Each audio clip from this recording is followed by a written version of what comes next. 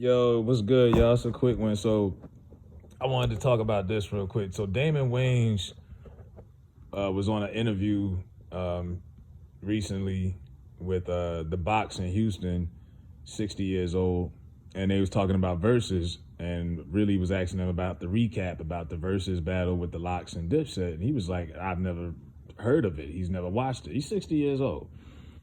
Kids is grown, it ain't like he got a house full of kids and he's up on the hippest stuff that's going on. So he's like, nah, I never watched it. It says that if it was a comedy version, he would want to do it and he would want to challenge Dave. Now, how are you gonna do a comedy versus? I don't think you can really pull it off. You can't expect these cats to freestyle jokes. I mean, what they gonna do? Your mama jokes? You know what I'm saying? And or are you gonna let them bring out jokes from their previous stand-ups? But either way, it sparked this conversation. A lot of people have been asking, wondering who would win. Me personally, I think it's a generational gap.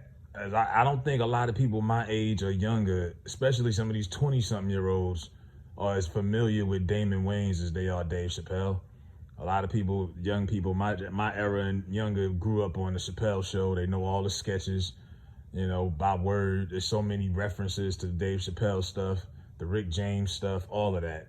And so I think with younger folks, you definitely are gonna see more, Dave, you kidding me? Dave, like some of the disrespect is crazy. I mean, I'm like, I could tell some of y'all cats, y'all age when y'all be disrespecting Dame like that. I'm like, y'all, I don't know. Like I grew up on the both of them. I grew up on Wayans Brothers, In Living Color, Major Payne. Yes, Blank Man. Yeah. I don't care what nobody say. Blank Man was the shit. Nigga. I was 5 years old when that came out. Blank Man was funny. When you were a kid, Blank Man was good. It was really just Handyman, but they couldn't put a movie out Handyman. And even in the '90s, you couldn't get away with that. So they did Blank Man. J5. Shout out to J5. You know what I mean? That shit had me crushing on Robin Givens early. But even the stuff he did with Bruce Willis, the last Boy Scout and all that stuff, like Dame is a legend. You know what I mean? Dame did a stand-up special on HBO back in the early '90s, and for some reason it wasn't as popular as it should have been because it was hilarious. I would say my pops used to play that a lot, so I watched it. But when it comes to popularity, Damon's not even the most popular in his family. A lot of people would relate or for some reason like Marlon the most. I always thought Damon was the funniest. I think Marlon's cool, but when Marlon gets a little too much, when he has a little bit too much creativity, he goes a little far left too much for me sometimes. Like Marlon's like he's over the top animated, like extra, like the Black Jim Carrey or something. Like he's extra animated. Now, Dave is animated also. And I think that's why Dave's skits, it was always better than his stand-ups. But his stand-ups have gotten better to me over the years. And, when he puts out these stand-ups, he's done like 5 specials in the last few years on Netflix. They're good. You know what I mean? And Dave is one of the few comedians that actually can still say what he wants. The other ones I could think of are white guys. Like Bill Burr could say what he wants. A couple of them. But Dave, for some reason, Netflix, they paying us all about the bag. He's making Netflix so much money and vice versa. They let Dave just say whatever he wants. He come out there, he smoke a long cigarette. He'll do a monologue on SNL or whatever. Like when Dave Chappelle drops a stand-up special or does anything, it's like the world stops for a few minutes. You know what I mean? When he did that SNL stuff, everyone was talking about that. So it's like popularity-wise, Dave has definitely surpassed Damon. But yeah, I wouldn't sleep on Damon though. I mean, y'all people bugging. But some people, like I say, I don't think a lot of younger folks relate as much as to Dame. Like somebody was telling me a couple weeks ago they never watched My Wife and Kids. I said, what? Like, are you kidding me? Like, don't get me wrong. In that era, it was a lot of the most popular shows, but that was a good show. You know what I mean? I think Damon was always underrated as a comedian. In Living Color would have not been the same without him, not only because he helped write a lot of that stuff, rest in peace to Paul Mooney, and they had a strong cast, but even with all them people they had, Jim Carrey, David Allen Greer, Jamie Foxx, Keenan, Marlon, without Dame, half of them skits, some of the best skits was Dame's. Just the ones he was in, not including the ones he wrote. Handyman, The what was it? The one with him and David Allen Greer would review the movies. All of that stuff was Dame.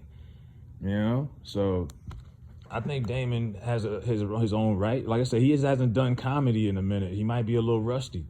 You know, he did a special like 4 or 5 years ago, but the last thing he did was Lethal Weapon. And once he said that once he put it out publicly that he was tired, next thing you know, the show got pulled. But that wasn't necessarily a comedy. But I think Damon could prove his case. But ultimately, it's just barbershop talk. I don't think we're gonna see a comedy versus. Because like I say, how do you pull that off? They gonna do knock jokes. They gonna do random jokes. They gonna tell old jokes. Like if you tell old jokes, people who aren't familiar with some of your old material may not get it or not. You know what I mean? I just don't see how you could pull off a comedic versus, a comedy versus. But yeah, and like I say, and what Dave does is great. But like I say, I prefer Dave's sketches because Dave is one of the best animated comics of all time. You know, Dave could just take it to a whole nother level when he's in that setting. When he's on stage, he's high, he's relaxed, he's smoking his Newport, and he still puts the picture to life, and he's good. And like I say, they both have similar subject matter, have always been, pressed about social commentary, social issues, and they can make serious topics and just make laughter out of it. And that's what makes these guys so great.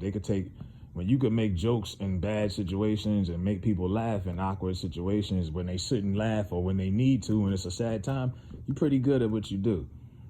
So I think both of these cats is great. Like I said, I'm just glad I grew up on both of them because some of these soulless creatures out here. Damon, he ain't even the funniest way. I'm like, wow. Don't tell us Marlon's funnier. And people could think that. Marlon to me is second. I don't think Marlon is funnier than Damon. And shout out to my nigga Rip. And he said he went to see that Aretha Franklin movie. He said it was trash. He walked out. I was like, damn. They said they had Marlon Wayans acting like Ike Turner on that joint because he was playing her ex-husband or something. I don't know. Marlon's trying to get into the acting thing again. He was supposed to be playing Richard Pryor for the longest. Remember, they've been dragging that shit out for the last 10, 15 years. It was supposed to be either Mike Epps or Marlon Wayans. And they keep on pulling it. They say it's coming. And next thing you know, they said Mike Epps was going to be playing in the Rick James story. And it's like, yo, y'all don't know what y'all want to do. Oh, it was a Richard Pryor, too. It was Richard Pryor. It was a Richard Pryor biopic. And Mike Epps was up for it as well as Marlon. And there was also a Rick James one that they were going to do. But they keep on shuffling that story. So it's like, all right, I'm convinced y'all are never going to do it. But let me know what y'all think as far as whose style is better, what comedian you think was better, Dame or Dave, in the comment section.